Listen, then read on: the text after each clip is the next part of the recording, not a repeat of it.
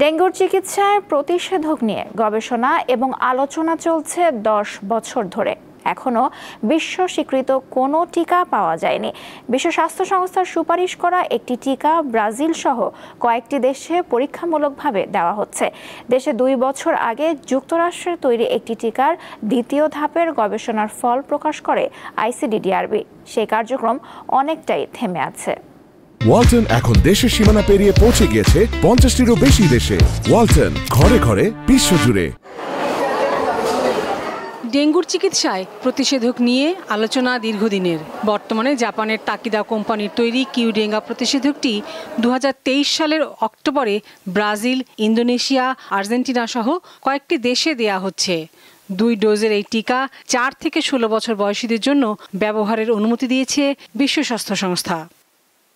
দেশে দীর্ঘদিন ধরে যুক্তরাষ্ট্রের ন্যাশনাল ইনস্টিটিউট অফ হেলথের তৈরি TB005 প্রতিষেধক নিয়ে গবেষণা করেছে আন্তর্জাতিক উদরাময় গবেষণা কেন্দ্র আইসিডিডিআরবি।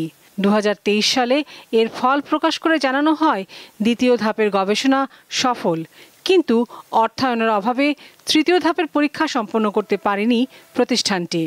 একটা থার্ড ফেজে ট্রায়াল করার জন্য আপনার পপুলেশন মিনিমাম 9-10 হাজার লোকের উপরে করতে হবে, বুঝছেন, ভ্যাকসিন দিতে হবে। বা এখন এই জন্য অনেক ফান্ড বেশি দরকার। সেই ফান্ড জোগাড় করতে তো আমরা পারছি না বা কেউ দিচ্ছে না। তিনি জানান, দেশের একটি ওষুধ প্রস্তুতকারী কোম্পানি এই টিকাটি তৈরির জন্য পরীক্ষা চালিয়েছে। মানব শরীরের পরীক্ষা বাকি আছে।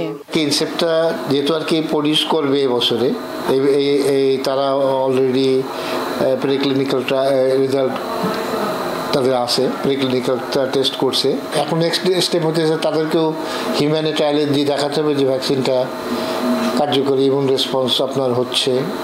গবেষণা সফল হলে 1 থেকে 60 বছর বয়সীদের জন্য এই প্রতিষেধক 3 বছরের জন্য কার্যকর হবে। লাবণী গুহ, দীপ্ত সংবাদ, ঢাকা।